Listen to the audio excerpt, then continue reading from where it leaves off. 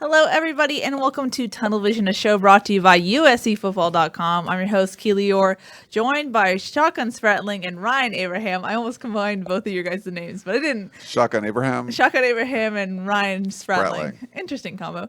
We got a fun show for you guys today. We'll be talking about USC and the NFL Draft. The draft starts on Thursday, ends on Saturday, so we'll talk about Trojans, potential Projans, if you will. We're going to talk about the hashtag Free Reggie Bush movement that has stirred up once again. I feel like it's a movement that has never really stopped. Free Reggie. Free Reggie, apparently. And then we're going to talk about player development. Ryan, you posted an interesting story today looking at some data that was done over 5 years about USC's player development. So we'll talk about that. And, of course, we'll be taking your live calls, 512-4-TUNNEL. Our intern, Micah, is screening calls in the next room, so that will be fun. Make sure you call, maybe tease them a little bit, intern hazing, if you will. Yeah. And then, of course, you can get a hold of us, either phone calls or comments, questions, concerns on 3 different streams: Facebook, YouTube, and Periscope. You can put whatever you want. We'll talk about it. All of that good stuff. Guys, it's the second week of the off season, if you will. It's What was that sound? Ryan's not happy about it. Happy about it, I can't tell. But first off, let's talk about the NFL Draft. Not the same as last year. You're not going to have a Sam Darnold going in the first round. But what are you expecting from the USC guys in the NFL Draft? Yeah, I put up a story yesterday, I think, about the draft, and it's interesting looking at it. USC has the most players drafted by any university, 506, I believe. Someone else said 505, but I believe it's 506 total. And there's, Notre Dame's close, and there's a bunch of schools that are like kind of further down. So I don't think that record's going to be broken this year. Maybe the first round draft pick record could be. That's closer. But looking at, you had the Sam Darnold stuff from last year. This year, there's really nothing like that. And a lot of the mock drafts you look at, and there's so many NFL analysts out there now. Mike, I love Daniel Jeremiah. He does a great job. He's now the number one guy at the NFL Network because Mike Mayock, who I also like, is now the GM of the Oakland Raiders.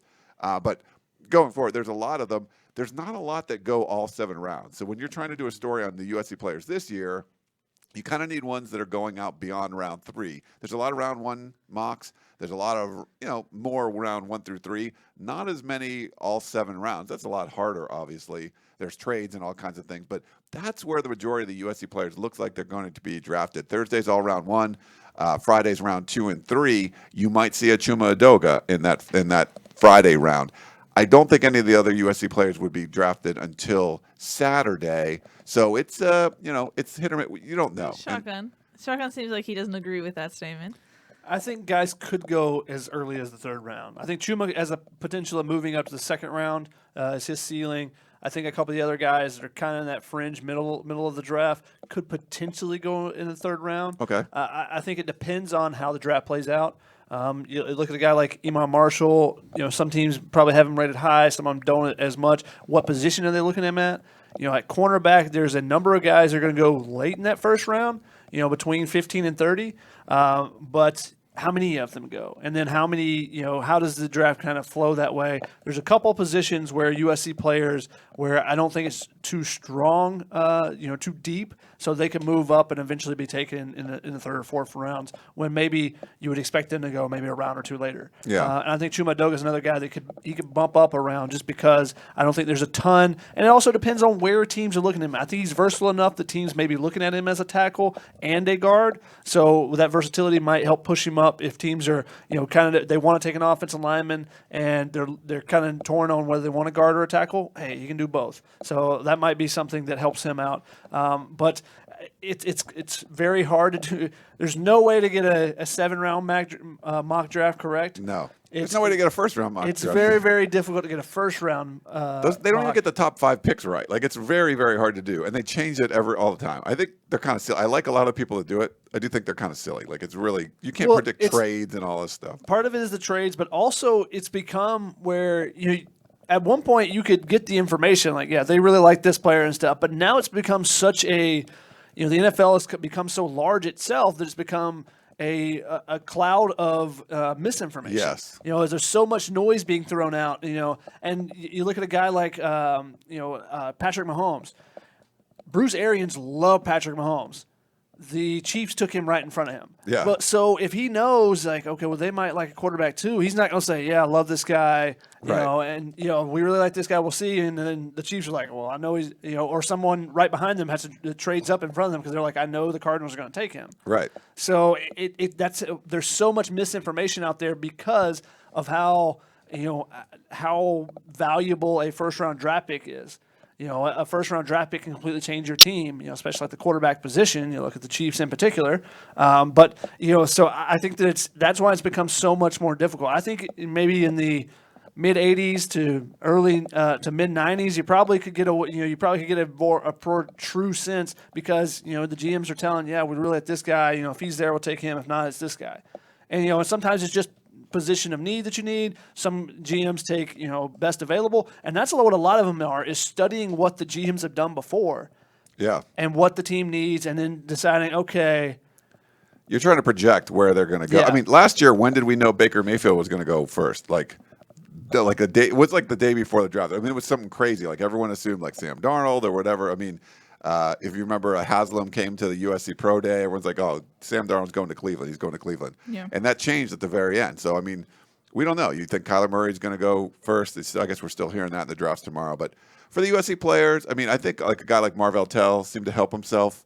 You know, he jumped 42 inches at the NFL Combine. I think he had a good broad jump, but he might be looked at as more of a corner. Iman Marshall, I think, did some good things. You know, he could be more of a safety where you might have both those guys shifting positions. You know, there's some interesting players there with Cameron Smith, Porter Gustin, who came out to have a positive drug test, which his agent said was for Adderall, something he was like, you know, cleared for, so that was okay. Was he tested for something else? I mean, we don't really know at this point, but that at least came out today. Does that affect his draft stock? You know, Cameron Smith was a high production guy. Actually jumped, you know, like 39-inch vertical leap at the combine. That's pretty impressive. Yeah. So I mean, those guys I think are the best. Those dudes have the best chance of getting drafted. You might see someone else sort of sneak in, and then it could be a lot of unrestricted free agents at the end, like a Jenny Harris and Cedric Ware, guys like that. I think you'll see sign on, you know, someplace, and then, you know, try to make the team. The interesting thing about Porter Gustin is that they labeled it as a PED, but the official way that they do it is that during the season, Adderall is listed as a PED, but then in the off season, it's listed as a recreational drug. So it's possible that Porter Gustin could have been taking something else, and we don't know fully. Yeah, I mean, his agent is the one that said Adderall, so it wasn't like this report came out and said, you know, there might have been something else. We don't know at this point. I'm sure the NFL people will. If he gets drafted in like the fourth round, like, oh, it's fine. If not, then maybe there was something more to that. Yeah. And there was I think Brady McCall at the LA Times had he basically went through the paper trail, the emails, so he was cleared, you know, that he was approved for Adderall at least. Now, when you get a false test, they don't tell you what the drug is that you have tested falsely for because the Players Association does not allow that. So in the past, players have, I'm not saying this is what Porter Gustin, because he was approved for Adderall, but in the past, other players have been busted for other things, have said something, you know, they'll change the drug They or said what it it was is. Adderall, And yeah. they'll say it was Adderall, or they'll say something else because, you know, it has a lesser, doesn't have as a bad of a connotation to the public to take Adderall versus steroids. Yeah. So I know a lot of people jumped out and like, oh my God, Porter Gustin on steroids. Well, we don't necessarily know that. Yeah. No. And, you know, the fact that there is a paper trail that he was cleared for Adderall says that, you know, there at least there was something there with that. So I think there's more. I think that lends more credence to the agent story on that as well, that, you know, he was taking Adderall for whatever reason. Yeah. Makes sense. We actually have a caller. Nice. Yeah, don't forget live callers, 512-4-TUNNEL. We want to get the live callers. Put Micah to work over there in the other room. Yeah, put the intern to work. It's our buddy Brandon from Wisconsin. Yes, Brandon. Brandon, what's up? How's it going? Hey, what's your question? So my question is, out of all the draft eligible players this year, which one has the best chance of becoming a first round draft pick? Interesting. So you're talking to guys like that have come out of USC already? Yep. Next year's group. Oh, next year's group. Yeah. Oh, okay. So looking at next year's group, let's pull that up. and see. Michael Pittman Jr. is the first guy that jumps off the top of my head. I would Yeah. say Michael Pittman. But it's also still tough because receivers, you have to be fast and physical. So I think he could be like N'Keal Harry, who's a guy who's, kind of a first or late first, early second type of guy. So, don't know that necessarily he'll be that guy either. I think that's the first one just pops to mind. I mean, I'm trying to think of who else is out there. Yeah, for seniors, you're talking Daniel Metrobebe, who's, he hasn't been playing. Clayton Bradley, Jacob Daniel, Christian Rector, probably not. Jordan Iosefa, probably not. John Houston, probably not. Dominic Davis, no. Of the juniors, like would Vi or Stephen Carr, not right now. Yeah, not the way they are. Tyler Vaughn's, there's some potential there. Like Josh Follow, no. I think people Austin like Jackson and maybe a guy like Jay Tufele are the two guys that Yeah. maybe could make a huge jump this season. But they would have to produce a lot of numbers this year because they don't have the track record from the last couple of years. So you'd have to have a really big season from them to jump in. Otherwise, I think I'd still go with Michael Pittman would be the best chance. He seems to be like, that would be the best. We think he's going to be a captain. I think there would be a decent shot, but he would have to have a huge year. I think. Like it's, huge year, run well, do everything. Be not have injury concerns going into the draft, those type of things. But there's just not a lot of candidates there. It's not like in some draft classes at USC you've been like, who do you think is going to be the first round pick? This year it's will there be one? Yeah. And it's you're trending towards no rather than being a definite yes or anything. So I just don't think that there's when you come off a 5-7 season, it's hard to have anyone be a first round talent. So now they're going to have to come off and play very well, and we'll see if the production can match the potential at the next level. That's what teams will be looking for. Yeah. Think about a guy like N'Keal Harry, who I guess he'll probably go like later in the first round and like a super talent, like Maybe one of the second round, yeah. and he's like, one of the better players we've seen in the Pac-12 in the last few years, and he might not go in the first round. So Michael Pittman, I think, would have to have a pretty big year to go in the first round. So it's not looking great, Brandon in Wisconsin. But thanks for the call. Yeah, thank you, Brandon, for the call. While we're on the topic of the draft, I'm going to go to another caller that we have. Wow. It is Jaeger, I think I got that right, from Huntington Beach. Hello. Hey, guys, how's it going? Hey, what's your question for the team? Is it Jaeger? Well, how do you pronounce your name? Jagger. Jagger. Okay, sorry. Move like Jagger. Blaming from Micah for that one. From Surf City. What's up, Jagger? Yes. So for this question, I'd like an answer from all of you guys. But who do you think is the biggest draft bust to ever come out of USC? So someone that got drafted but just busted out? Yeah, someone who had like big expectations and just didn't pan out. Okay. I don't remember what I had for breakfast, so this is going to be tough. Yeah, this is not my wheelhouse. Jagger. Okay. Who was someone that just absolutely crapped the bed? Okay. Rob Johnson, if you remember him, I think was a first-round draft pick, but was sort of like didn't do much. But then he came in. I think it was for like Mark Brunell and had like one good game or something, and then got like a $25 million contract after that. Like this was a while back. That was a good one. Are you pulling up some? Yeah, I'm just trying to look at the list of draft picks and look at who were the first round picks because I don't think you would say the biggest bust would be anyone not in the first round. Yeah. Mike Williams with the Detroit Lions. Yeah. His career. Now he came back later with I think it was the Seahawks. So he still That's a played big one. 4 or 5 years, but He was like a top 10 pick or something. being a top 10 pick, that puts a lot more onus. It was the other draft, the supplementary draft. I mean, you could say Matt Leinart was he was a top 10 pick in the regular draft. Was it? I thought he had He to tried to get into the other draft and they wouldn't. Oh, okay. Matt Leinart was a top 10 pick, and Matt Leinart's definitely up there. Sam Baker, the offensive tackle, one of the Falcons. Being a Falcons fan, he played for a while. He was not very good. But I mean, if you're playing, like that's. I mean, you could even go somewhere like Kenichi Udeze because his career was cut short.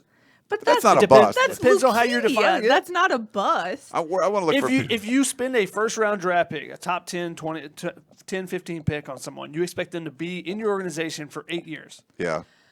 But that's not something he can control. I didn't say it was something he can control. But usually the connotation... The pick was a bust. Where'd Matt Barkley go? Was he a third rounder or something? Or Barkley was later than that, I think. Fourth round. Fourth round. Yeah, so that's not really a bust. Yeah, Yeah, that's going back to 2000. That's the ones I would pick off that group. Yeah, interesting. I mean, Where was Rob Johnson? Look for him. John Michaels, offensive tackle. Rob Johnson was a first-round pick? Fourth round. Fourth round. Oh, okay. So he's not really a bust. But he was a bust later because he had like one good like game or something and then got this enormous contract off it, and it wasn't. Would you count Reggie Bush as a bust? No, he won a Super Bowl. He had like 1,000-yard rushing seasons. Like he did a lot of good things. Okay. Todd Marinovich. Yeah, Marinovic is definitely one.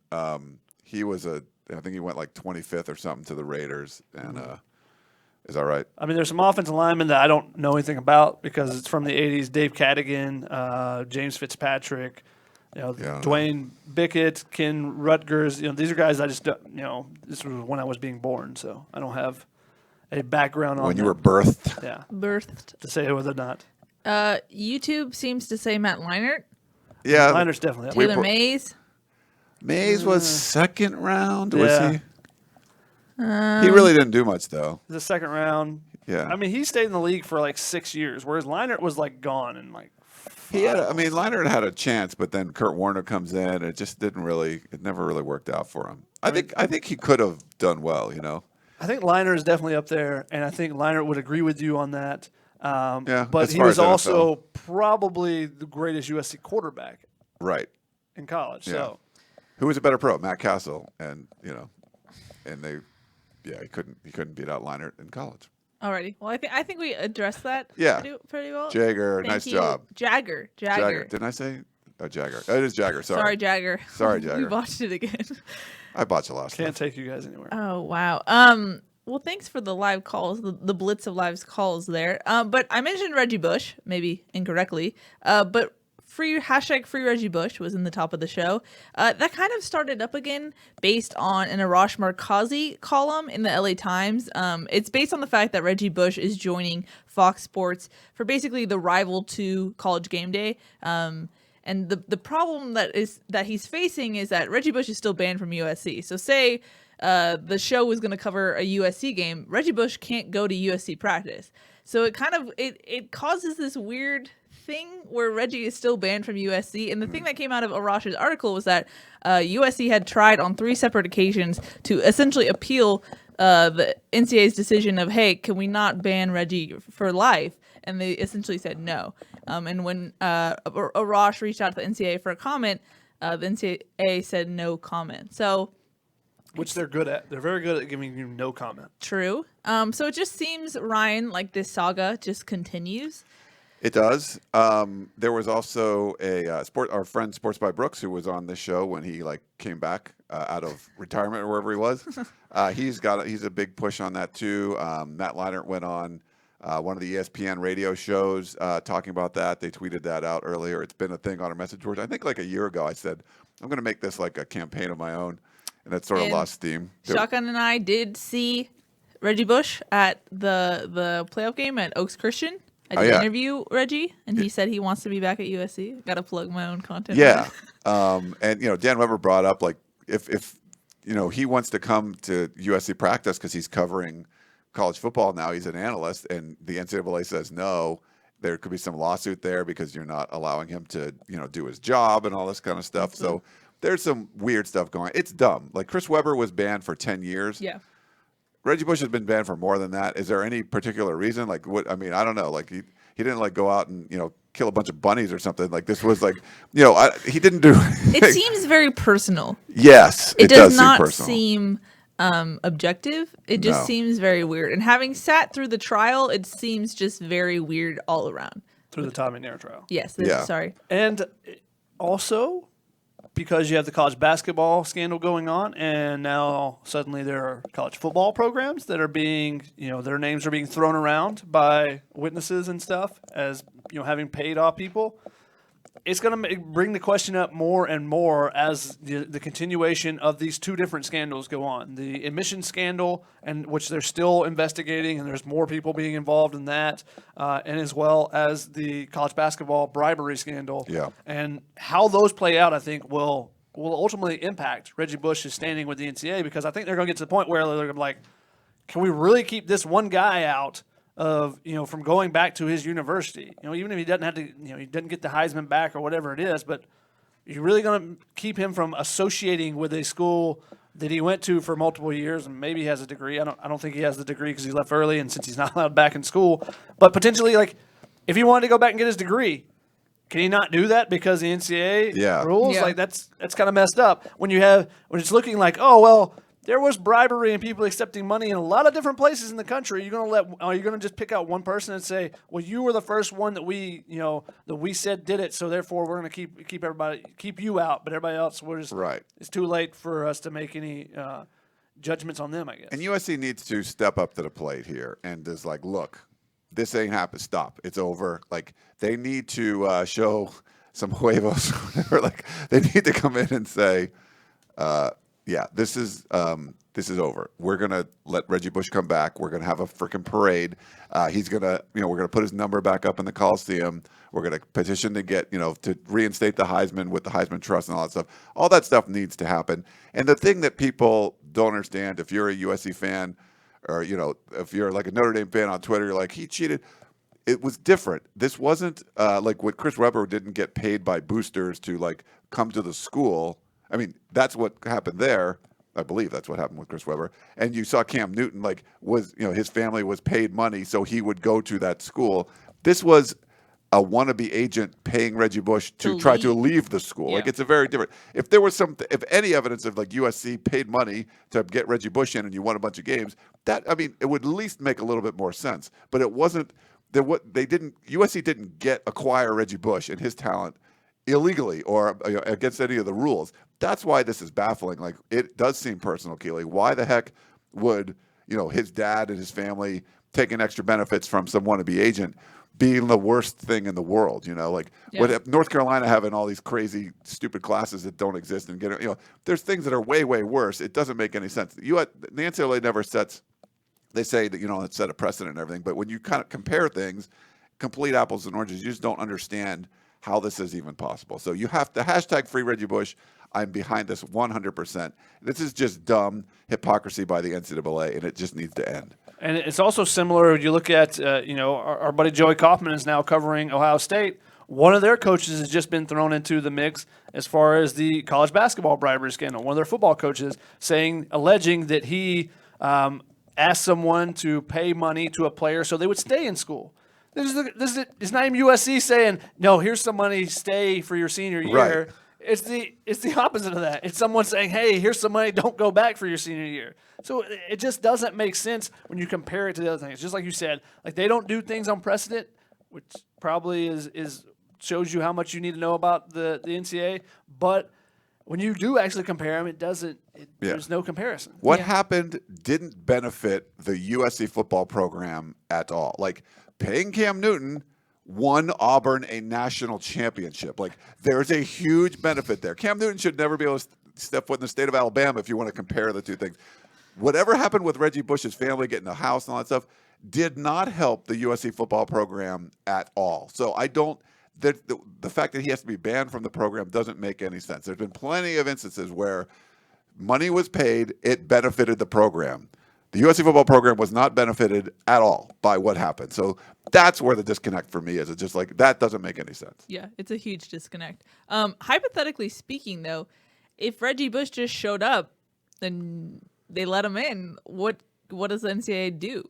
I mean, Can you test that? Can you just be like, I think USC should. That's where you have to go in and be like, look, you call them and be like, look, this is over. We're going to have him come back. You don't have to make any statement or anything, but you're just not going to say anything about it. And we're moving on. And do it. And I think you have to be able to push back a little bit. Since the sanctions hit, USC's just rolled over with everything with the NCAA. We saw Penn State fight. We saw North Carolina fight in weird ways. Miami, all these programs fought back. And I think now there's not as much teeth with the NCAA after they did that and they overreached with this Reggie Bush stuff. So I think USC needs to kind of step back up. And if they had a real strong leadership in the athletic administration, I think they would do that. They just haven't had that with the hirings they've made, just hiring former football players, keeping the same thing over and over again. They need to step up and be like, look, this is what we're doing. You make a call. here's how this is going to work, and go from there, and then see what the NCAA does. No one's going to be defending the NCAA if they want to try to go after USC again. Everyone else is going to be on you. It wasn't that way before. Now it would be like, this is stupid. Why are you keeping Reggie Bush? Why are you banning him for life? He's 86th for life from USC. It makes no sense. Yeah, it doesn't. Well, moving on to the present and present topics. Ryan, you want to talk about a little bit about the article you wrote today? Yeah, that's player development. Very popular. So this came from. I'm not looking for negative stories. I got a positive one coming tomorrow, but yes, there's been some weird stuff that's happening. But 24/7 Sports and Chris Hummer, who does a good job, one of the college football analysts there. He's based out of Austin, Texas. Did a 5-year study looking at recruiting classes, I believe, from 2010 to 2015. And basically, there was a bunch of different parameters. You look at the number of top 247 players. So it's mostly 4 and 5-star players. So the top like 250-ish players in the country, each program signed, and then you got points for any of those players getting drafted in the NFL. If they went like the first, early rounds, they got a couple more points than if they went like round 4 through 7. I think they divided it the way the draft is divided.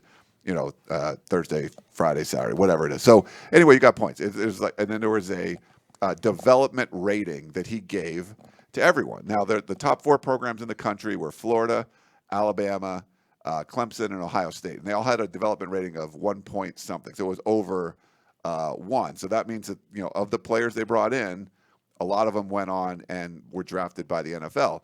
The Ohio State and Alabama of those 4 programs had a lot of dudes, a lot of prospects to choose from, a lot of the top 24, and then Clemson and Florida not as much, but they put them in at a very efficient rate. At the bottom of the scale was Texas.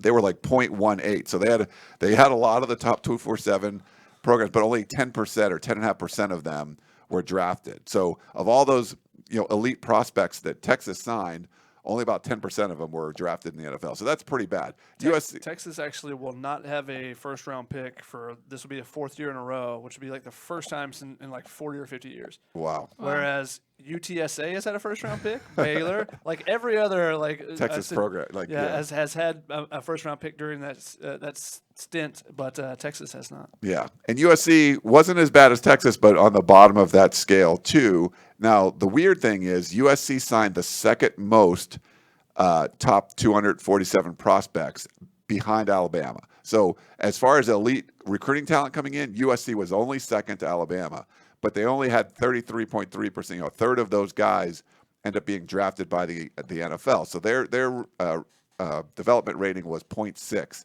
And it was kind of the same place as South Carolina, Tennessee, like teams that get a bunch of talent but don't really do as much with them. That's kind of where USC is. And I talked to Chris Hummer this morning a little bit. He said for the next couple of classes too, 2016, 17, 18, it's going to keep trending down from where, projective where these guys are going to go. So it's not a very positive look. And so I kind of broke it down a little bit in the article talking about, the player development that's not really happening, that the elite talent is getting there, at least according to the recruiting rankings. Alabama's get the same kind of players. Ohio State's getting the same kind of players. They're developing them at a higher rate and putting them in the NFL at a higher rate. So it's not that it's something that can't be, fixed, but it's not trending in the right direction. And if you look at this last recruiting class, only 3 of the top 24/7 players were signed by USC. So that number, usually USC is bringing in close to 10, averaging over this study 10 of the top 247 players. This last recruiting cycle, only 3. So now, I mean, your percentages can go up if like 2 of those guys get drafted in the NFL. It's like better, but you're not getting the same kind of numbers that we've seen traditionally. So it's what a lot of the USC fans on the message boards that don't like the coaching staff. And this isn't all on Clay Helton, because a lot of this, some of this happened during Sark, Kiffin and Sark, some of it during Helton. But it's not a great trend, Shotgun, that USC doesn't seem to be developing these guys like some of the other top programs. Yeah, it's the kind of the exact opposite of the Pete Carroll days. Whereas Pete Carroll, the talent would come in, the talent would go in the first round. You have several first-round draft picks. That's why USC has sparsely had first-round draft picks the last 4 or 5 years. You get a Leonard Williams, you get a Sam Darnold, you get a Dory Jackson, but if Juju was developed a little bit more, does he make it in the first round? He looks like he could have been one now. Yeah, right? He's showing that obviously he can produce it in the NFL. And if you're winning a bunch, then sometimes guys get overvalued and they get in the first round when, and then you have the discussion about who's the biggest bust. But you can't have a discussion about the biggest bust if you're not getting anybody into the first round. And that's kind of been the trend more recently. There was a question on YouTube asking who was the last offensive lineman drafted in the first round. Well, that answer would be Matt Khalil. You went in the top 5, but, that was 5 years ago now, I believe. More than that, right? Isn't it? 5 or 6 years ago now. So, it's been long enough that he's on his second, or I think he's on his third team that is going to be this year. So, USC just has not been good in the trenches in that regard. And you thought Chuma Edoga might be a guy that was talented enough to do that, but he has not developed as much as potentially his talent was coming out of high school. And the expectations were there. He could still be in the second round. I don't think he's going to work his way in the first round, obviously, in the next day. Right. But that's the kind of thing that you're looking at. Guys like E.J. Price, who if he comes in, he plays, and Austin Jackson. Those are guys you look at and like, those are potential first round. Coming out of high school, you look at the tape, you look at the guys, you go, he's a potential first round pick. Yeah. Can he get there? Is the coaching helping him get there? And that has not been the case the last few years. Yeah. So I don't know. There was a lot of the USC fans on the peristyle on the message board were like happy for the article. The doom and gloomers, the sunshine pumpers, not so much. Just sort of, wasn't trying to make any sort of statement on what it's doing, but it does look like from the numbers that, and this was a really interesting study that took 5 years or went, a span over 5 years. USC certainly not developing it at the level of some of the programs that are having a lot more success. So it kind of makes sense. And we got a question on YouTube from the Keely B730. He says, so who do we blame for not developing players, Clay or the assistants or both? Well, like I said, I mean, some of this started with the other staffs too, but I think it's the coaching staff in general. It's not just the head coach. It's not just the assistants. It's the head coach is assembling the assistants. And I think, it's more of a coaching staff sort of problem. There's some arguments on the peristyle that maybe some of the prospects are overrated, but, this is over 5 years and, not every prospect USC gets is overrated all the time. I think there could be some of that too, but I would put a lot of it on, the individual coaching staffs. It's the entire organization. You could look at the administration and what they put in place. I mean, you look at strength and conditioning and how USC players have gone to the combine in previous years, and people have been like, well, why are they only lifting that little bit? There's just a lot of factors into it. The whole organization has not helped these players. Right. And it all started with Sark, basically. With him, or I would say it started with him, because Lane Kiffin doesn't work out, you make a move, you decide to bring in Sark instead of potentially Chris Peterson, who they'd interviewed, and a year and a half in, he gets fired, for his off-the-field issues, and then you're kind of in a tailspin. Now you got Orgeron, now you got Helton. You're still trying to figure, trying to get some stability there, and when all the turnover, it makes it that much more difficult for players. We talked a little bit about it on the Family Feud podcast about how, when you're a new guy and you come in, and a guy like Dominic Davis was come in to be a slot guy, him and Eure were going to play some slot stuff and kind of a spread offense, and you're going to spread him out and get the ball to him and let him make a move or something.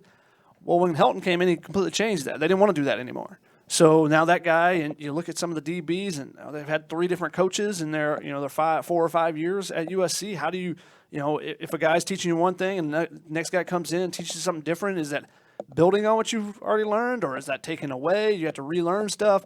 There's just, when you have the consistency and everyone's performing well, and when you bring in a new coach, it's because, well, the old guy got promoted somewhere else, or we're bringing in a new guy because we really like that guy. You're bringing Dylan McCullough, that type of guy.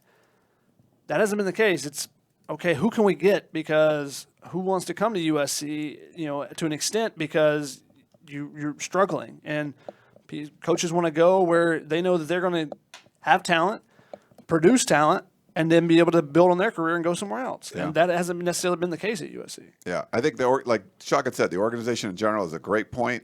And when you make a bad decision in life or whatever you're doing, you can compound it after you figure out it's a bad decision, or you could fix it.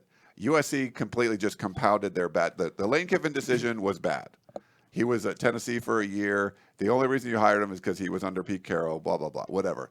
That was bad. Well, you doubled down on that when you fired him and hired Steve Sarkisian. You basically hired the same guy. That was dumb. That was another thing. And then You go with Clay Helton, who was assistant under those guys. So you've not got away from this 2010 decision that was arguably bad from back in the day, and you've kept going down that same well. So it just doesn't make much sense. So yeah, I think the coaching staff in general, the organization in general.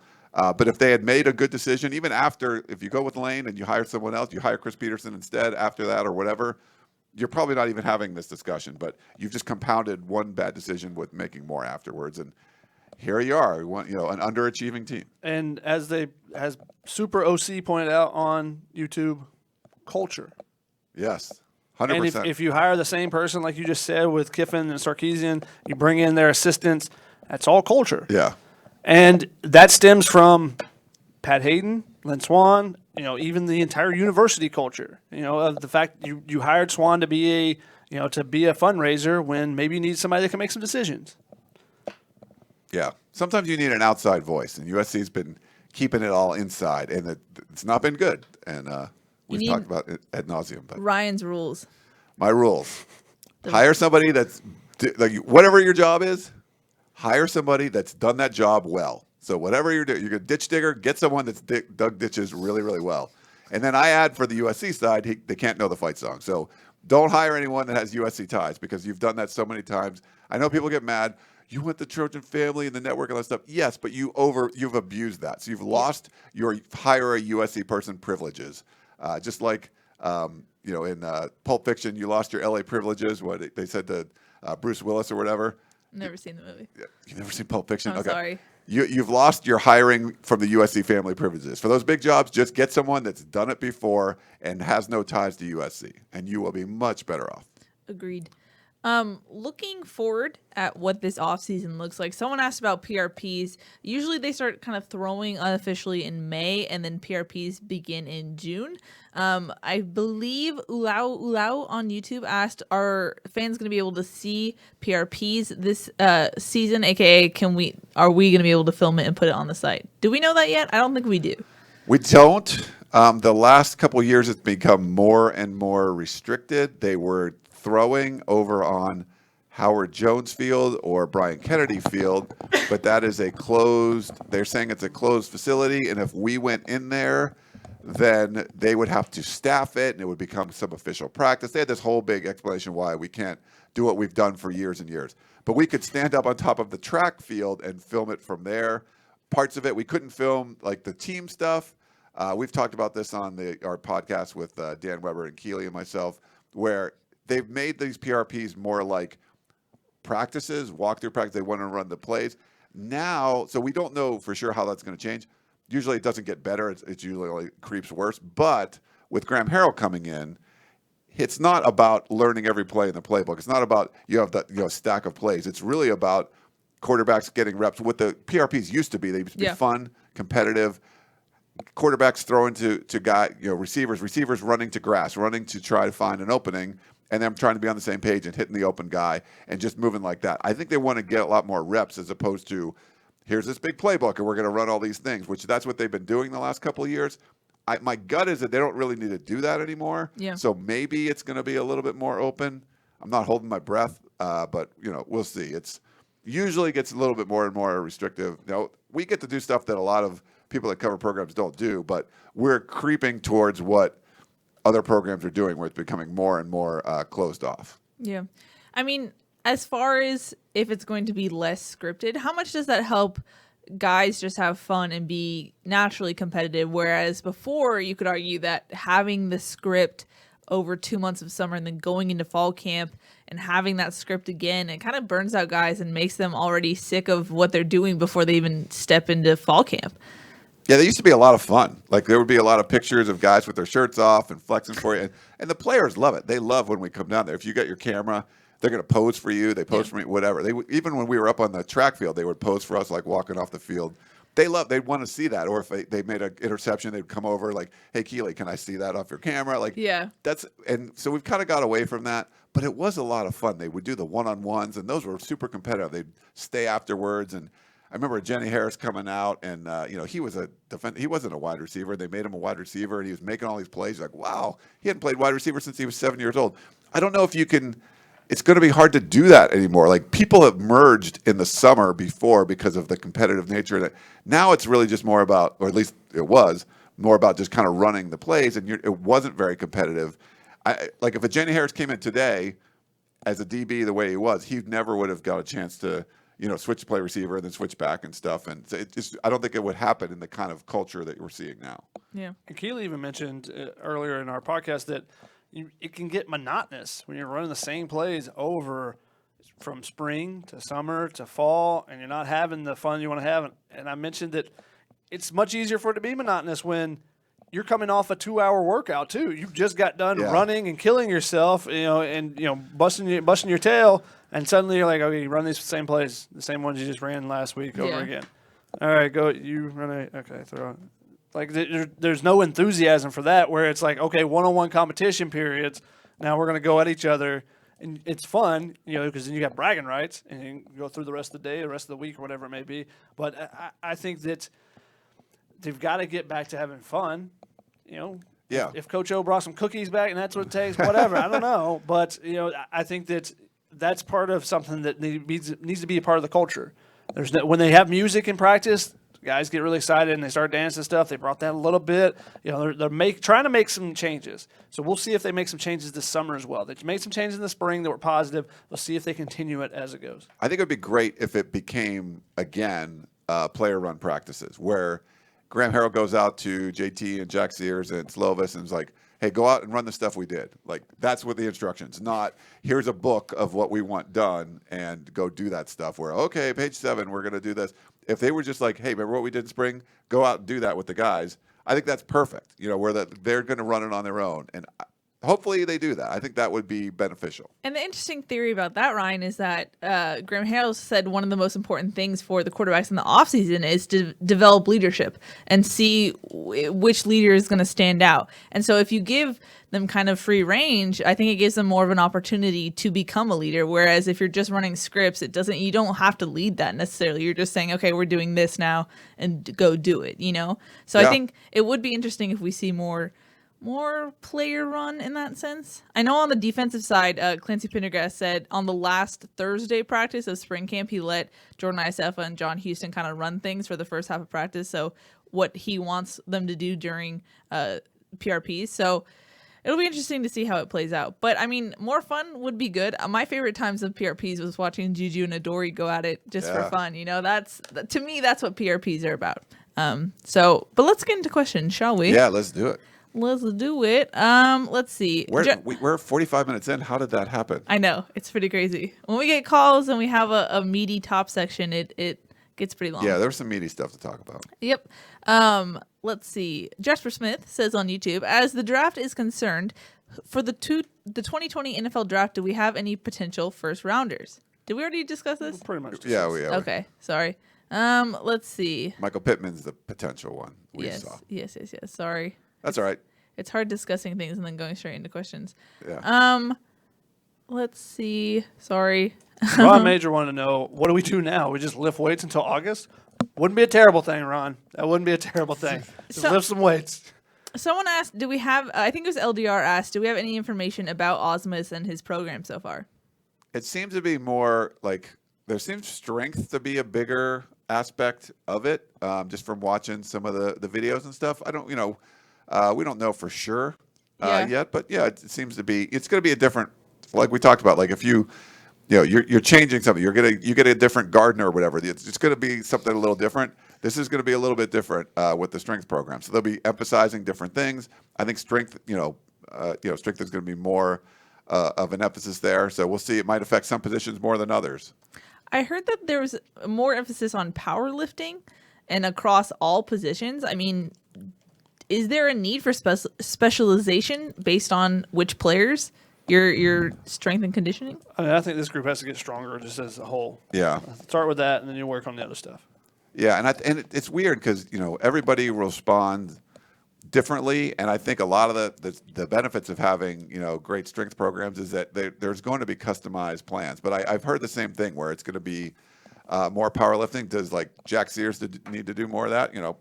Probably not. But there's different aspects of it. But I think in general, like Shotgun said, they probably needed a little bit more of that in the rotation, and it wasn't there. So now you're gonna get more of that, and it's probably going to help in some aspects, and maybe some others. A workout was working better for them in the old way than the new one. But everyone responds, differently. You're going to do things differently. Everyone, we could all work out different things, different ways, and so hopefully it's customized. You want it to be customized for everybody. The couple of linemen I've talked to that were with Osmus before rave about him. So I think that tells you that's an area where USC needs to get stronger, and I think that tells you that they can get stronger there. Yeah. YouTube, step up your question game. I'm just gonna put you guys on Come the on, spot. YouTube. Yeah, Periscope too. Facebook has some questions, and we'll get to those in a second. We had a question specifically for you, Shotgun, from Ulau. He says, quick question. What DB has really impressed you to this point? ITS looks like a special talent, but needs to learn footwork. I think Britton Allen's ability to play corner and safety is impressive. For a freshman coming in his first spring, I think that is impressive. Talanoa Hufanga wasn't out there for very long, but he's a playmaker. Yeah. And once he gets healthy, he's going to be a playmaker. I would agree. He's special talent, and he could probably take our jobs when he's done playing football because he's good at that stuff. Talanoa Hufanga? Yeah. He's a good Communications. communicator. He's a good talker, and he's very media friendly too, which always helps. Yes. Ryan, but who would you say? I know it was for Shotgun, but I'm gonna Oh, give it to you. no, I would go with Hufanga. I just have a feeling that Elijah Griffin's going to be is going to have a big year. I think there's certainly. I think he's a really talented kid. I think now you got a lot of those veterans gone. I think he's going to step up, and you're going to see a lot more from him. We have a question along the same lines of DB. Stephen Conroy on Facebook says, with so many freshman DBs coming in and probably getting playing time this fall, any suggestions on how to incorporate them during the summer? You get them in there, and you get to work on, how you can work on technique as much as you can, but you also get to work on calls. That's the biggest thing. Learning the communication, that's the hardest part for freshmen when they come in. A lot of new calls, and they're going to have to figure out how to communicate with the safeties as well as the linebackers.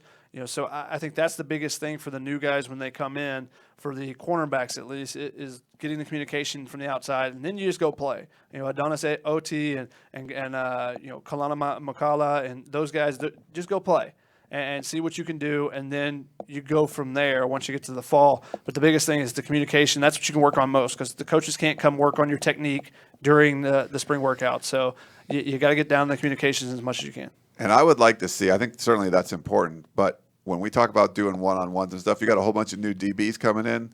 Let them come out and start guarding these receivers and just these throwing lines and see what they can do. And one of them stands out and picks a couple balls off and stuff, and you're like, oh, they'll get some buzz. And I think you'll start to see some guys separate. And not that, if you don't perform well in the summer, it's not that you can't do that later, but, might be some that this guy's ready to make the transition from high school to college. With all those new DBs in there, I'd love to just see him out there trying to cover Michael Pittman and Tyler Vaughns and Devin Williams and Amon-Ra St. Brown and all those guys and see how they do. Because we've seen some guys emerge in the summer, like that guy's going to be a player. So yeah. I would love to see a little bit of that. Mm-hmm. We have a question from Angel on YouTube. He says, if you guys could add 5 players from this year's draft to the 2019 team, which 5 would have the biggest impact? From any program, is it? Yeah. All first 5. Kyler Murray. Yeah, it's like Kyler Murray is freaking Quinnen awesome. Williams. Just give me the first 5 picks. picks. Was it Nick Bosa? Is it Nick Bosa? Nick Bosa, yeah. Give me Quinnen Williams in the middle. I'll take one of the edge rushers. I don't care which one. The offensive tackle from Washington State, he's Andre probably Dillard. Yeah, you need he'd be good a in corner, maybe. Air raid offense. I would probably take a couple of DBs. Yeah. Yeah, I think you need an offensive lineman though. Yeah, you do. I'll take Andre Dillard, but I'm taking Kyler Murray, no doubt, Yeah, because you know what he can do. So there's 2 of my picks. I'm taking probably at least one DB. I'll take DeAndre Baker and maybe Byron Murphy, former USC target. Yeah, from Washington. So that's 4, and then I'll take an edge rusher. Give me the edge rusher. Bosa or something. I don't know. Quinnen Williams in the middle of USC's got good enough tackle. Give me an edge rusher. I'll take kid from Kentucky, Josh Allen, I think it is. Okay, yeah, he's a stud. Yeah, all those good stuff. They would all help. True. We have similar questions from Killer B and Ulau Lau. Killer says, who is the strongest person on the team right now? And Ulau says, is anyone on the team a workout warrior?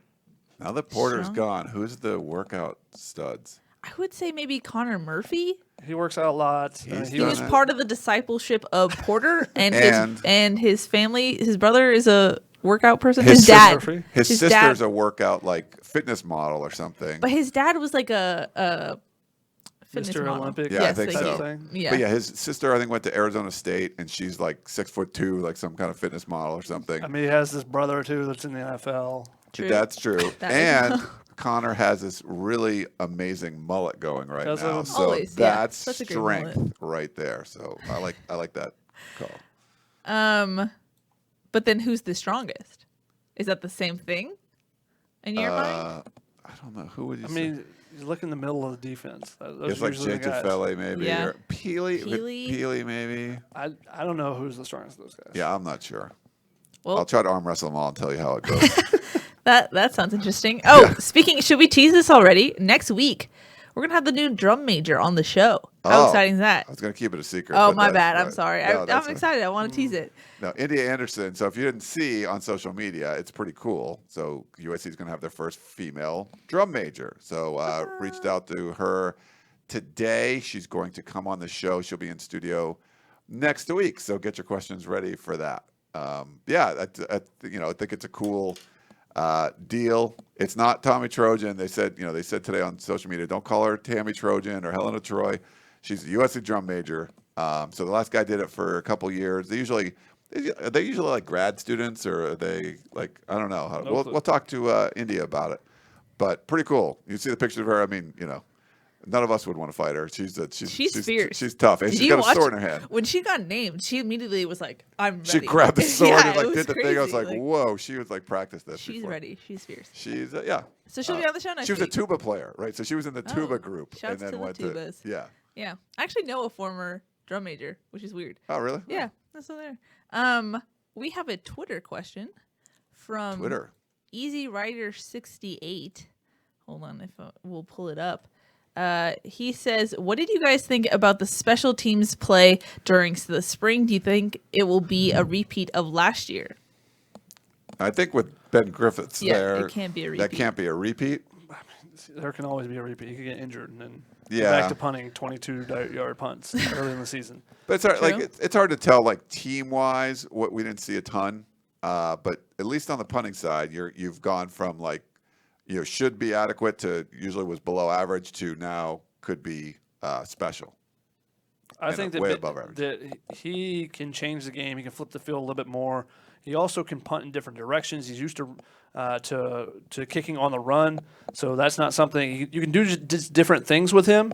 So he gives you options. He's a big dude too. I don't know how much they want to try to run any fakes or stuff with him, but he could potentially run some fakes as well. He's in that Kyle Negretti style. Yeah. Where he'll go and hit somebody if need be.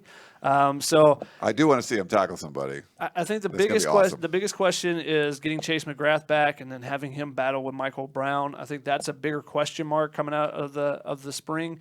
You don't really know about the returners yet. You just kind of assume it's going to be the same guys because with the exception of Velus Jones, if he's not back, then you plug in somebody. But I think it'll be the same guys. Otherwise, I don't know that anyone's basically showed out. If you remember back when Dory or even Jack Jones, when they first would make a couple returns, you're like, oh, okay. Yeah. But no one really caught my eye like that this spring. No. We'll see in the fall when it's more of a competition and they're trying to decide those positions and stuff, but I'm not sure.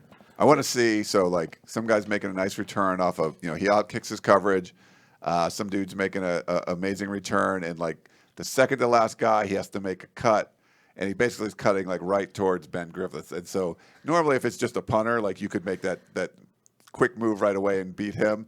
But then he just gets plowed. Like he's like just gets destroyed by this former Aussie football player. So I think that would be fun to see. There was that one game where Reed Butteridge totally took out someone. I forgot what Yeah. game it was, but it was at the Coliseum. I remember that. So it's not. It forget has what been done before, Ryan. Right. But when it's going to be someone like this, like Yes, if that's you remember different. David Beeler, who was the kicker, who used to be a USC fullback, he ended up getting drafted or signing with the Dallas Cowboys. He kicked like a 49-yard field goal against Cal, I think, with a neck roll on.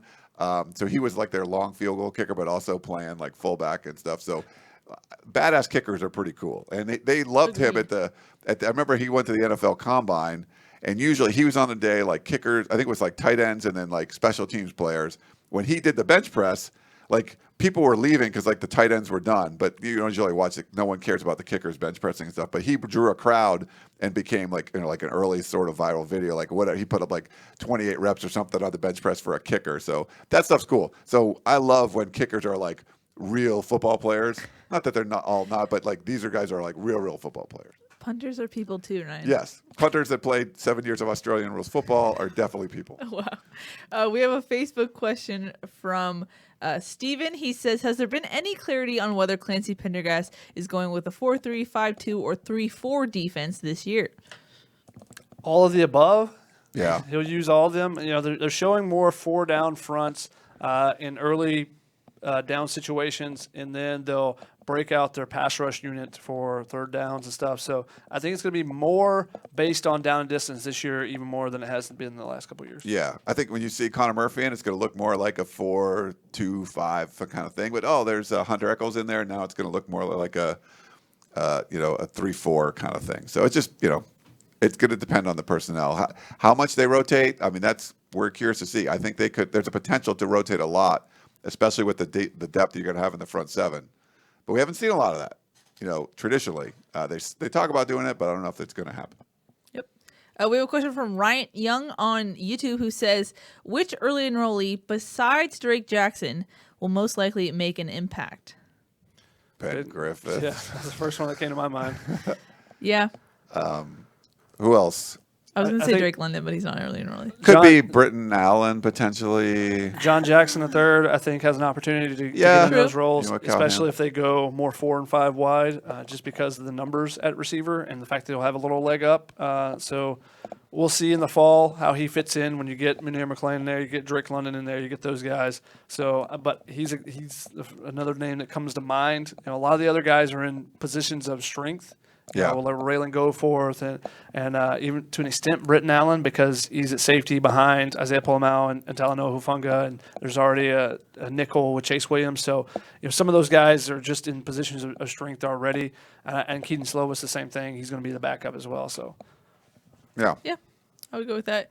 We have a Facebook question from Andrew who says, with our new offense, we have potential to put 35 points up a game that may cause teams to throw a lot. Do you have confidence in our defensive line to get to the quarterback? More confidence in the defensive line to get there this year than last year after Porter Gustin's injury. Just because I think Brandon Peely's taking his game to another level. I think Jacob Lichtenstein is going to take a step forward. And I think those young edge guys are going to have an opportunity and are going to have going to make some more plays with Hunter Echols, Abdul Malik McClain, Elijah Winston, those guys coming off the edge. I think they're going to make more of an impact, and then Drake Jackson, because it's basically Malik Dorton and Porter Gustin for Drake Jackson and a year of development from those guys. Yeah, and I think you would take the younger guys and the year of development for everybody. Jay Tufele is going to be in the backfield more than he was last year, so I think you would trust that they would get a little bit more pressure than last year. Yeah. I think Christian Rector is going to have a big year. Yeah. That's what I'm saying. Mm-hmm. We'll see. We are reaching the top of the hour, so let's get into some rapid fire because we do have a lot of questions. Nice. People did. And if you want to get a late call in, we had some of the early calls. And Still screening calls. Poor Micah's over there sitting in the room just waiting for you to call. So we had that one, was a couple weeks ago when we had like 3 people on hold. Yeah, we had a blitz. We had like 7 in the beginning of the show 2 weeks ago. It was crazy. We can have 3. We set it up to there's 3 at a time we could have. So that's usually it's not going to go over that. Yeah. Just a friendly reminder, Ryan, you haven't had a food analogy yet. No food analogy. Okay. I mean, I don't want to. You would have made it to the end of the show. I know. I don't want to force it. Someone already requested it from you, Ryan. I was just trying to see if it would naturally we need some good questions, people. Shots fired, you guys. Killer B has a question for you, Ryan. He says, any new thoughts on the quarterback competition? New thoughts. It's sort of like when you make your spaghetti. No, I still think JT Daniels is going to be the guy. Matt Fink essentially bowing out at this point. I guess it makes sense for him. We didn't really think he was going to do that. We felt he was maybe a little bit higher up. I know there's a lot of people that are in the Jack Sears camp. But I feel like it's still JT Daniels to lose. I don't think it's over yet by any stretch. But I think this new system brought guys closer together. You see a guy like Slovis coming in and see him performing well. I think that's a factor. Shows you how an effective offensive system can have a positive impact on all the quarterbacks. I think it really has on all those guys. If I had to bet, I would still say it's a JT Daniels to win, but we'll see. And it'll be curious to what we can watch this summer, see how those guys look. But the fact that Slovis did as well as he did, I think just shows you this is a much more friendly quarterback system and one that's kind of putting the players in a position to succeed, where I don't really think the system we saw the last couple of years was that at all. It was sort of like, hey, have the players bail you out. Yeah, I would have to agree with that. We have a Facebook question from John. He says, Porter Gustin using Adderall, it's an attention deficit drug that's being abused widely. Are our football players using it? It's not something that should be toyed with. Is anyone monitoring this? It's very common on college campuses, right? Like yes, people, it is. For what, you could use it if you want to, what I've read, if you want to lose weight. It's not necessarily a great, people would, there was one former football player who, after he left the league, he started taking it, and he said, I forget what the analogy he used, but you're like more awake, you're more aware of what's going on, and you're more intense.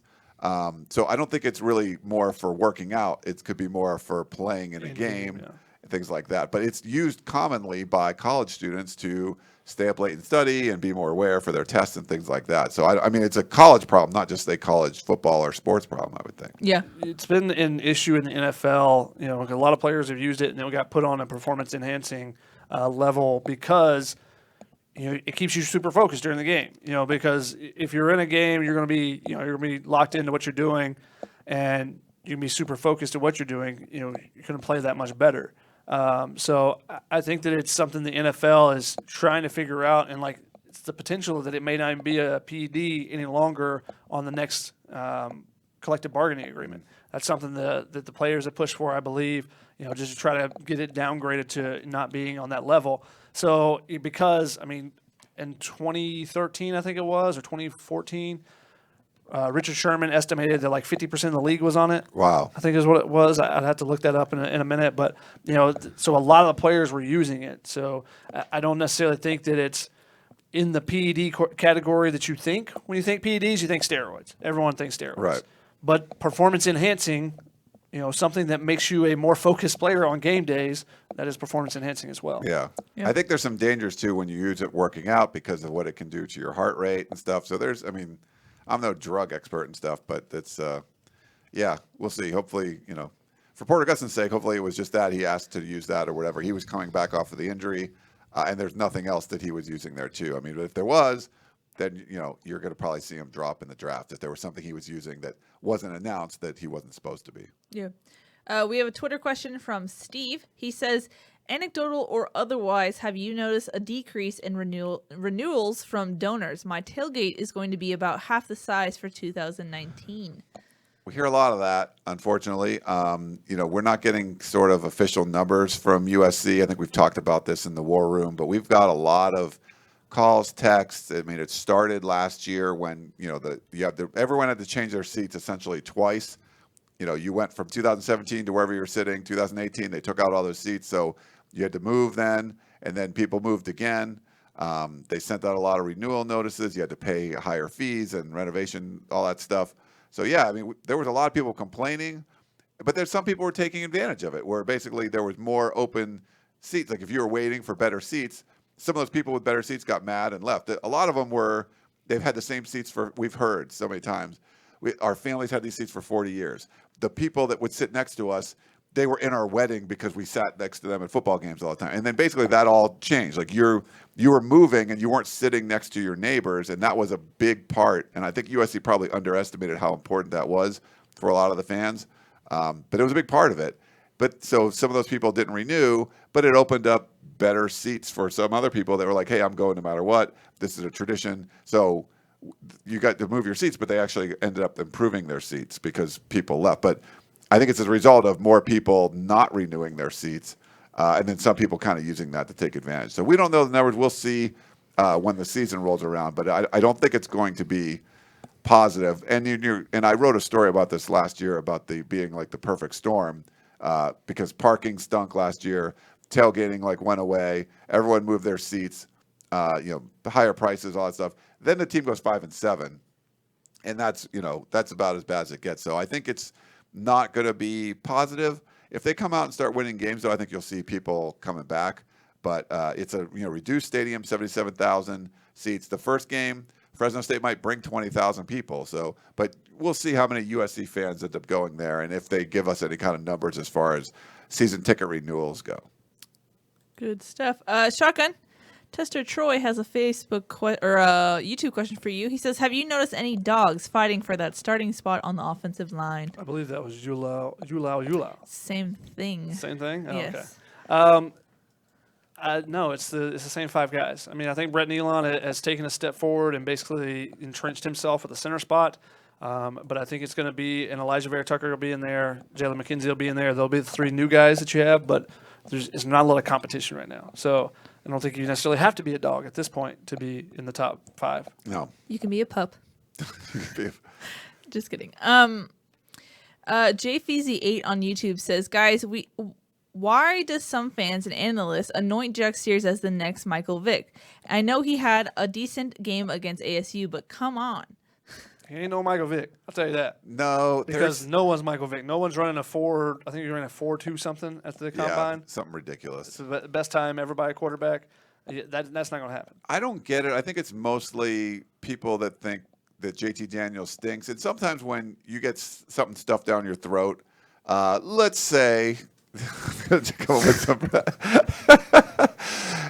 all your friends tell you about this amazing tortellini that you need to eat from our Trader Joe's, our friends over at Trader Joe's, and you get sitting too much of it.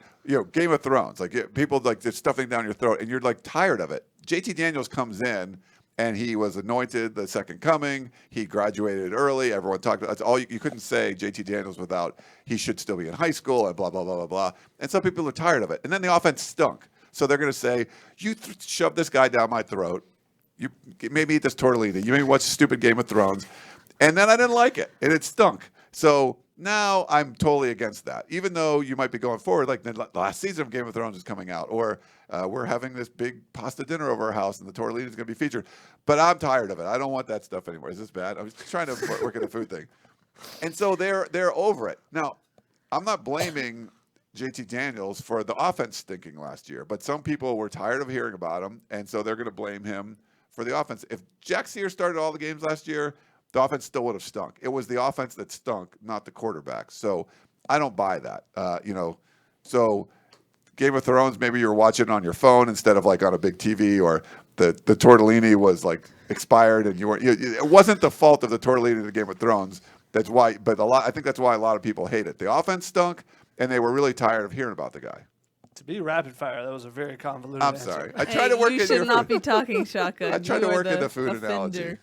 Ryan, it just when it's natural, it's so much better. Yeah. Don't force the food analogy. When it's natural food. But maybe Game of Thrones was more real, where it's are you I've tired? never seen a minute of Game of Thrones. I've never either, and people, but there's people that are sick of hearing it. You see it on social media. I think people were sick of JT Daniels. So once the offense didn't work, it was easy to say it's his fault. Ryan makes me work too much, so I haven't seen it either. Oh. Wow. I don't have HBO, so you guys. My roommate does. Yeah. All right, ready for rapid fire? Actual rapid fire? Oh, you want? Do you agree or no? Hold on 1 second. I have a Facebook question loaded. Do you up. agree with that or no? Do you think? I don't even know the answer to your question because. What's the question? Why did everyone like Jack Sears? Not everyone. Oh. There's a lot of people that just. If you love did have Jack- all the analogies, yes, I would agree with it. Okay. That's part of it. That there was people felt there was an overbearance of it. Is that the right word? Yeah. I don't know about that word, but. Yeah, I feel like people also put too much stock in the ASU game. They put a lot of stock in that. Way too much stock in it, and so I don't know. I think it's a shallow analysis of the quarterbacks if you're just like Jack Sears, yes. And the whole being athletic thing, if you watched, I said this on the podcast the other day, if you watched spring practice, if you watched every spring practice, you would not come away going, wow, mobility for a quarterback is important. It didn't matter at all. And Graham Harrell said as much. He was asked multiple times, and he said it's not a determining factor. It's nice to have. It's like if you're this beautiful kitchen and you have a wok. A wok is a nice to have thing. It's not necessary. You want saucepans and you want all that kind of stuff. utensils. You don't need a walk. It would be nice to have. In this offense, it's nice to have a quarterback that can run, but not necessarily necessary. But some people think it's necessary, but it's not. You don't need a walk. It's nice to have a walk. Sometimes it takes up too much space. Yeah. Oh. And you have to use a scholarship Yeah. when you have a bunch of things that you don't necessarily need. That was a more natural food analogy. Great job, Sort of Ryan. food Organic. And organic. Facebook question. Here we go. Go for it. Oh, yes, thank you. Paul on Facebook says, how close is Solomon Tuialapupu to coming back? Would love to see him and EA in the middle together. Shotgun, go for it. Yeah, we'd like to see him on the field for 2 weeks in a row. 2 practices in a row. Yeah. We put in the war room that we thought the foot thing wasn't over, and he came out in practice and played well the first couple times, and then he was gone the rest of the time. So our intel on that was correct, but we don't know when he's going to come back. It's a little disturbing that you thought he was going to be back, and he really wasn't.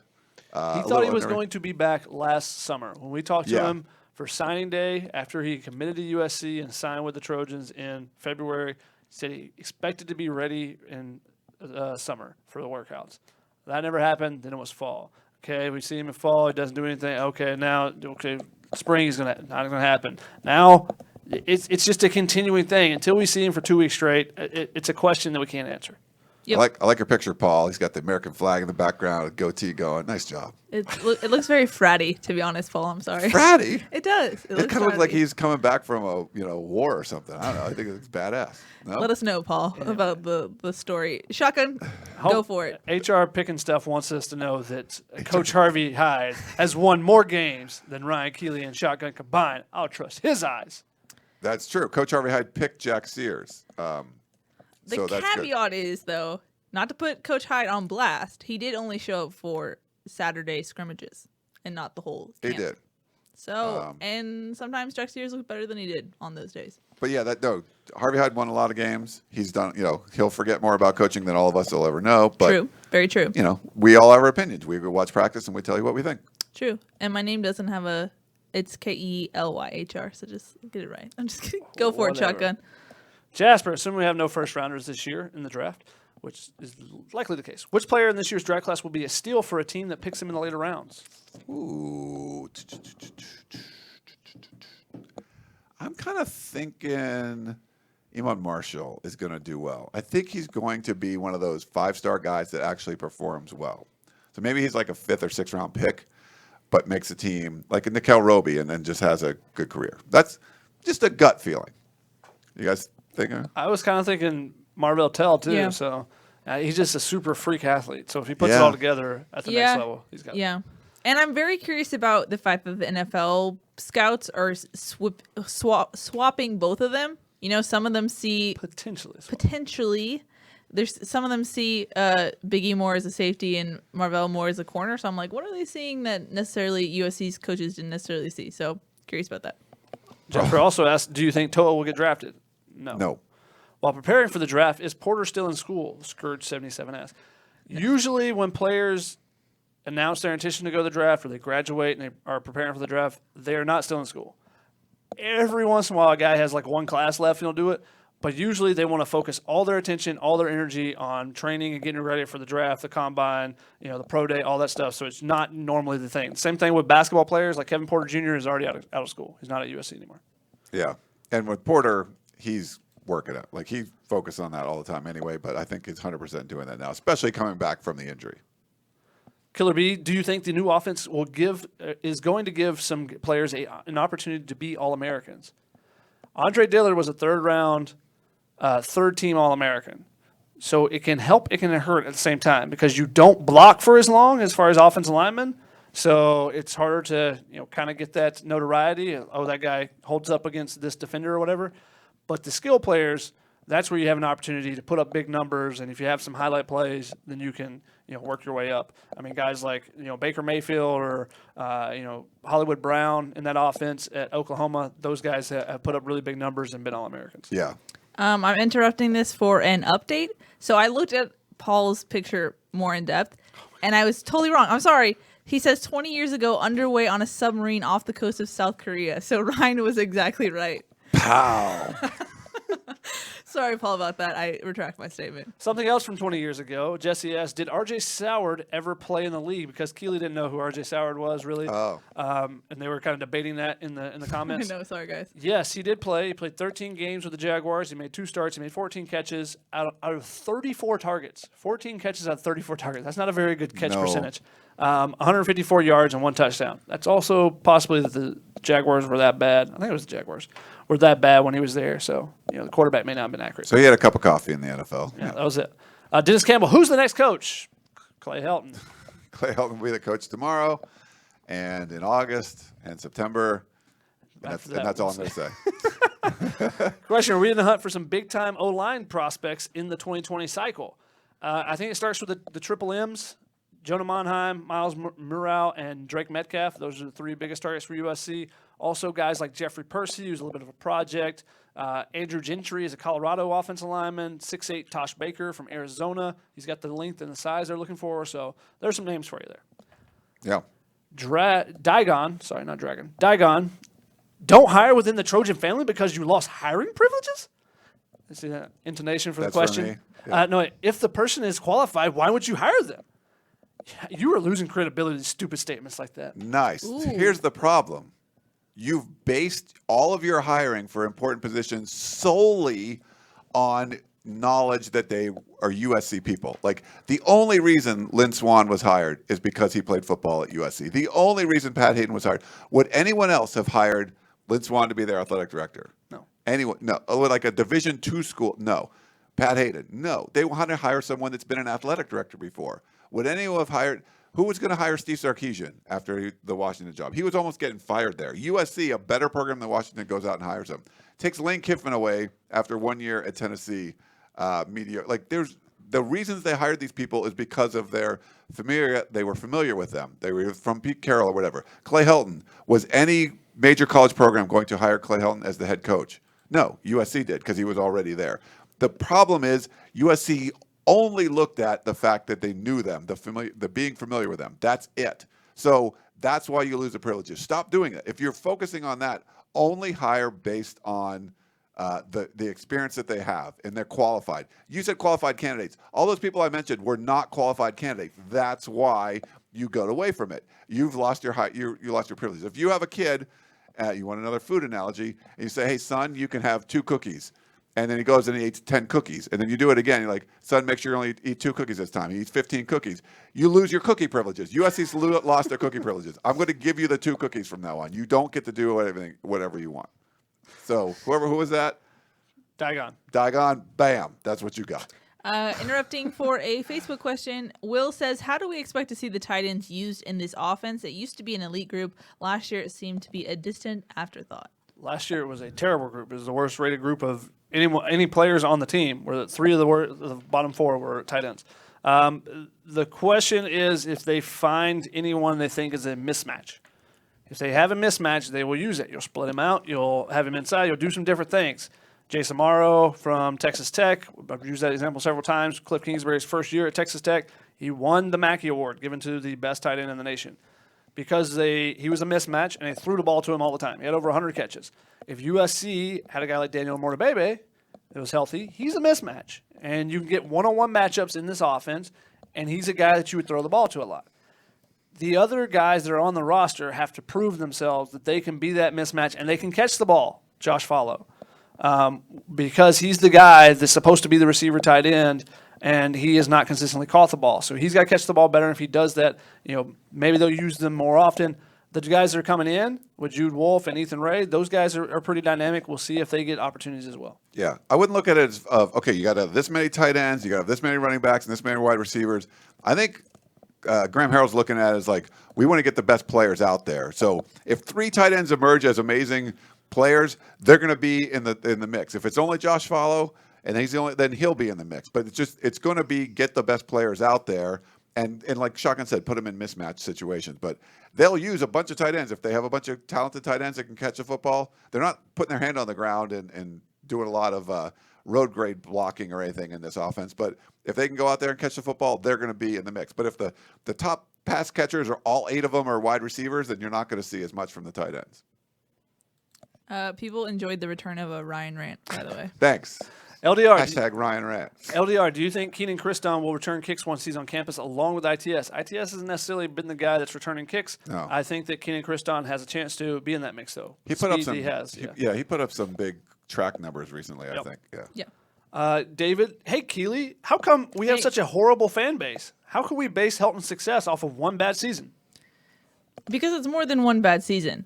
I think if you looked at each of the 3 seasons, there were things where USC was not reaching their full potential. Like the whole thing about how Helton comes out after a 5-7 season and says, if we just had a couple more points, we would have won those games, and that's a winning season. It was more than that. It was players not reaching their potential. It's keeping coaches on longer than they should have been on. It's things like that where you question his decision making. And granted, he's a first-time, full-time head coach, so he's going to make those decisions. And I think that's goes to the broader reason of why you don't bring in a first-time head coach for a job like USC, because you don't have those mistakes. So it's much more than a losing season. But to his credit, he has made important changes in spring. But, fans are going to be fans, and they can react how they want to react. Killer B, is Rick's reclassifying? Right now, it doesn't really look like it really matters for USC because he would still go to LSU even if he did. Right now. Interesting. HR, will JT learn how to reach a first if they have space? That's the other thing. Will JT learn how to reach a first down marker before he slides this year? That's a great question. We'll see. Yeah. We haven't seen him over on Dado learning how to slide necessarily, and learning what the right distance is to slide. Like we said, that wasn't a focus this spring, but maybe it will be in the fall. Never know. Skylar, any thoughts on the Pac-12 network? At this rate, it should be free. Well, that's about how many people are watching it. So. It's bad. And if you look at John Willard, did some great reporting on the revenue stuff. It's worse than you even thought. It's not going to change until either Larry Scott's gone or that when the new deal gets done. But that's going to be 5 years from now. So I would love to see some sort of a la carte. David Woods and I talked about it on the Pac-12 podcast this week.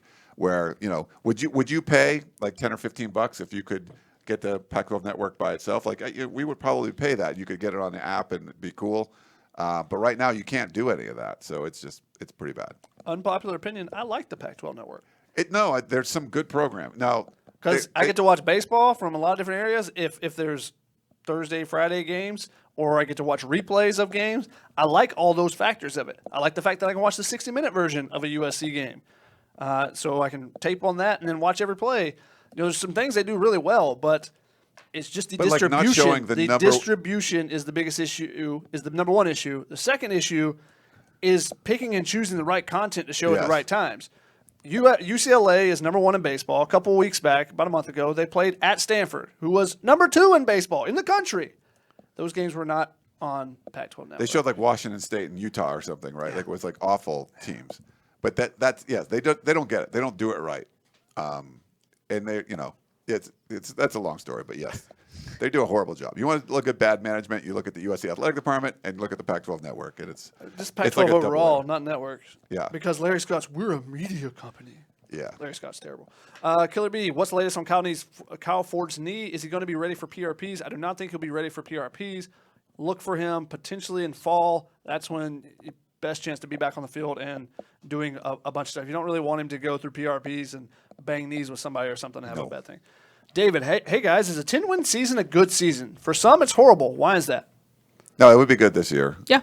This year, double your wins, it's good. That's what I was going to say. The same thing. If you double your win total, it's good. In every year, it's not, because USC is a school that wins championships. So that won't get you a championship. Keely, have you noticed if any starting O-linemen are on the punt team or the kick return team? Ooh. I don't think they do that. I mean, I don't think they're doing on the punt protection, at least from what I saw. I don't think there's offensive linemen there anymore. Questioning my memory of special teams, which is there's still some offensive linemen there. Is there still some? Elijah Hurd Tucker, and I feel like Austin Jackson is back there too, right? Yeah. So see that when you're trying to cover a punt, those are guys that don't tackle people. It just doesn't. But they're the guys that are the protectors for them. the bodies. I thought they backed off of that a little bit. Maybe not all the way. Okay. And sometimes they use Brandon Peely back there. Yeah. So. Yeah. Jumping in with a Facebook question, though. Jeffrey says, how can you pick any starting QB after 15 spring practices? Don't you have to wait and see how fall camp pans out before you can even think about picking who will start? Well, you can pick them whenever you want. Yeah. That's up to you. That's decision making. You can watch one throw if you want and pick if you want. The coaches have not picked anyone. No. Technically. They've given a depth chart and shown where players would be if a game was to be played right now. Yeah. But They said they were not releasing or not announcing a starting quarterback at any time until late in the fall camp. Yeah.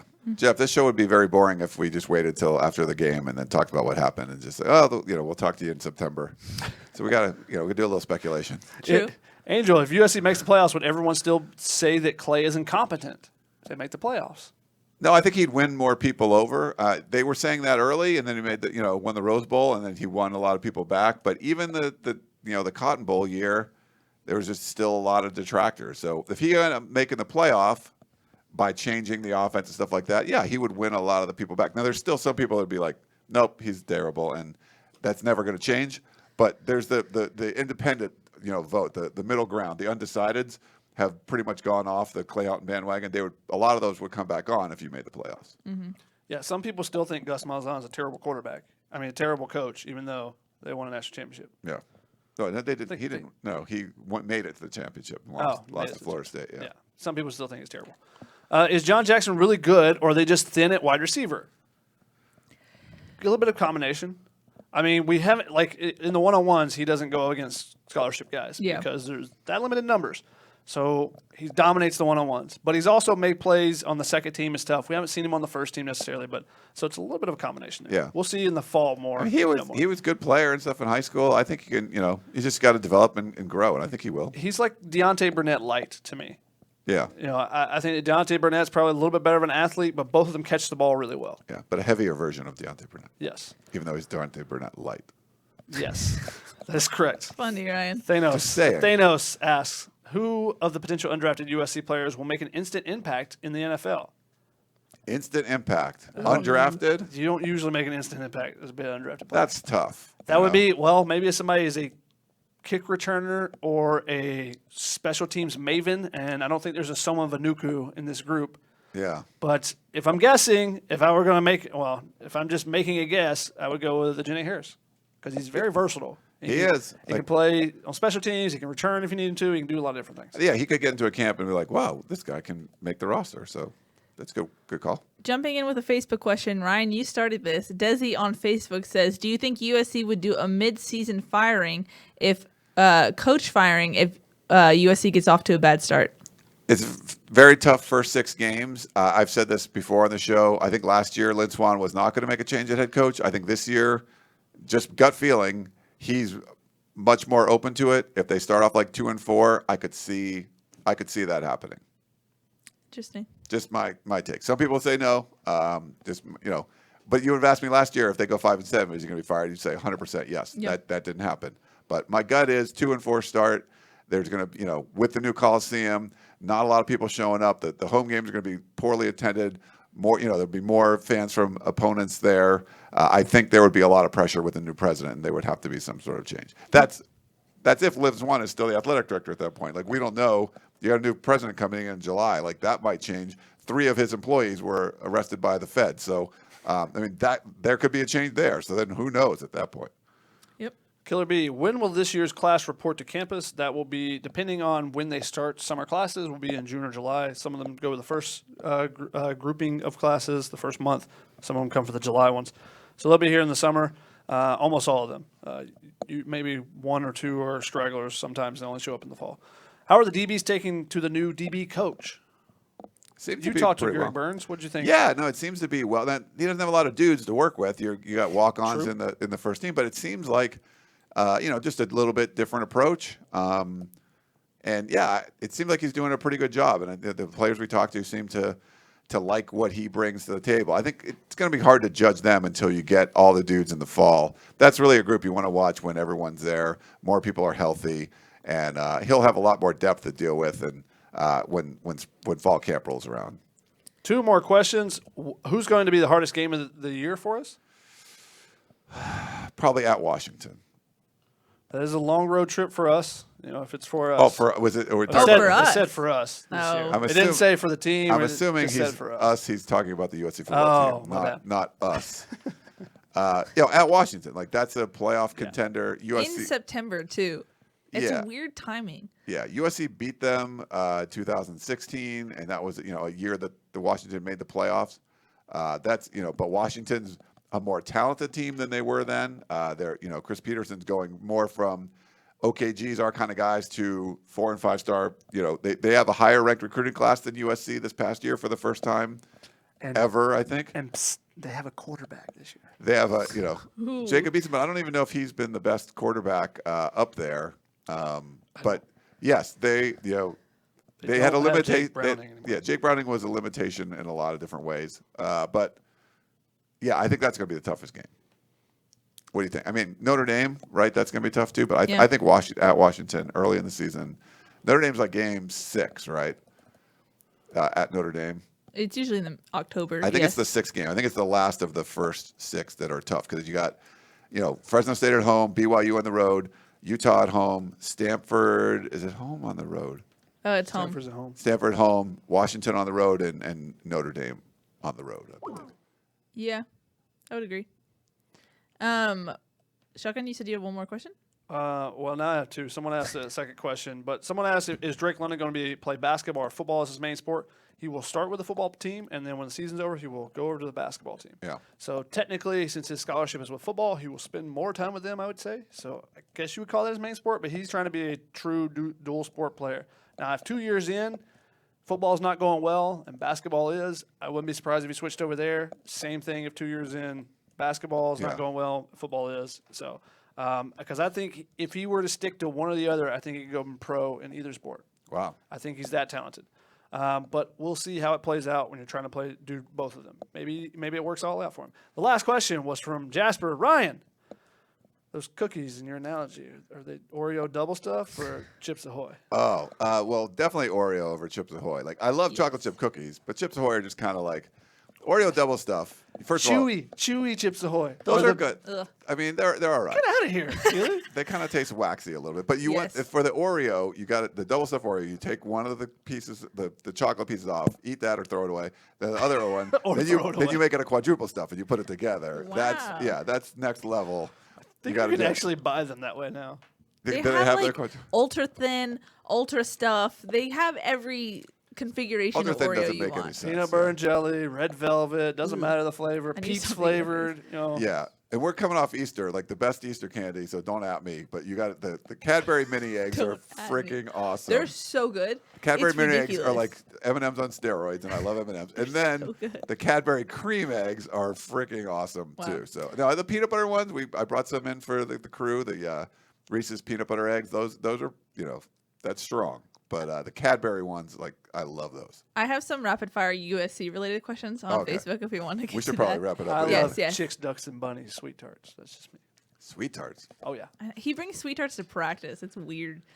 Just Yeah. I like sugar. I mean, they're okay? fine, but chocolate's where you gotta go. Pooter Williams says, who will be the big standout on this team? Big standout. Michael Pittman. Michael Pittman. Yeah. Amon-Ra. Drake Jackson. Christian Rector. Palia Naitiote. Amon-Ra. Amon-Ra could be. We're going to have to narrow that focus because football is a 22-person game. Yeah. So Ben Griffiths. It's hard to say just one person. I don't think that USC is going to have a Heisman contender unless No. it's Stephen Carr. Yeah, your whole prediction, Shotgun. From 3 years ago, okay? Yeah. We have multiple questions about who's going to replace who. Glenn says, who will replace Porter Gustin and get sacks this season? James says, who will replace Chuma Adoga? Chuma Adoga, Jalen McKenzie has taken over his spot and his number. He's Yeah. now number 70 and playing right tackle, so he's there as of now. We'll see if anybody gets in that mix. Clayton Bradley, Bernard Shermer, the mysterious mystery of Bernard Shermer, who's not been around Where anywhere. is he? Those are the two guys that have a chance of getting in the mix on that first team offensive line, but right now I wouldn't say that anyone's getting in there. And then Christian on the other Rector. side, Christian Rector and Drake Jackson. I think Drake Jackson Yeah. will have a set role where he will rush the quarterback as well, but Christian Rector needs to have a big season, and I think he will. And don't sleep on Connor Murphy. He can sneak in there too. Yeah. Can you really sneak in anywhere with a long flowing red mullet? Yeah, 6'7" and a big mullet. True. you know. Not much sneaking for Mr. Murphy. One final question, and it goes to our buddy Michael Castillo of Reno Troy. Oh, nice. And he says, Oh, this- what is Shotgun's favorite cap? Dun, dun, dun. Favorite what? Cap. Hat. Hat. Oh, well, this one's Cap. a good one.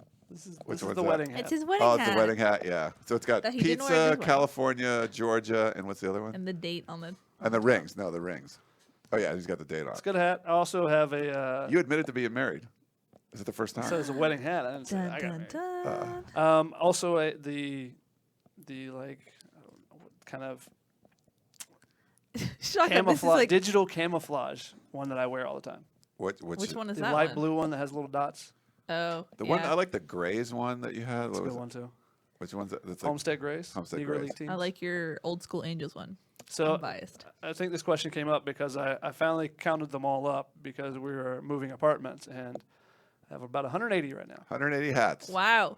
There you have it. You need like a room for that. Like that's not even like own it's not even like display. it's not a drawer. It goes It's in 2 bags. 2 bags and they're done. two like 2 duffel bags. huge duffel- That's Like a gym crazy. duffel bag. That's 2 of them. That's it. That's all it took. A lot of hats. And what size are you? What size? 7 hat? and 3/8. If anybody wants to send Yeah. some to the show. Yep. Yeah, because he's only he Yeah, gotta get he to needs 200. more. He gets to 200. Well, legendary Lurch Logan says J Tufele as a standout. I think that's a good call as well. Yeah, People really liked your performance tonight, Ryan. really. Yeah, they said, Ryan, you Yeah, I crushed didn't- this tunnel vision. I didn't get it either. Thanks. No, it's but I get it. Don't feed his ego, Look, people. My first job from USC, like my first engineering job, Gary Wong hired me at Hughes Aircraft Company. He was only hiring USC people. Like I get the Trojan Network. It's real. But you can't just, if he hired me to be an engineer and I was a dental student, like that wouldn't make any sense. And that's what USC's been doing. Like, let's hire USC people. Have they done the job we want to hire? No, but let's hire them anyway because they're USC people. Like, that's got to stop. If you find an amazing athletic director candidate who happened to like be a grad student at USC at some point, yeah, that's fine. Yes, really just joking about that. They don't have to have zero ties, but you can't base it on they went to USC. That has to stop. Yes, mini rant. Thank you. Mini rant Ryan. again. Pow.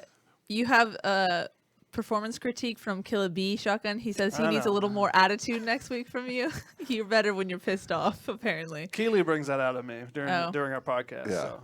It's my job. Alrighty. That's going to wrap it up. Like I said, next week, special guest, India, the new drum major, is going to be on the show. So make sure you turn into I wonder if that. she can bring the sword. Let's see if That would we- be fun. That would be cool. Yeah, that'd be Yeah. dangerous in here. So bring your questions and all that good stuff. Alrighty, that's gonna wrap it up. That's Shotgun. That is Ryan. I'm Keely. We'll see y'all next week. See ya.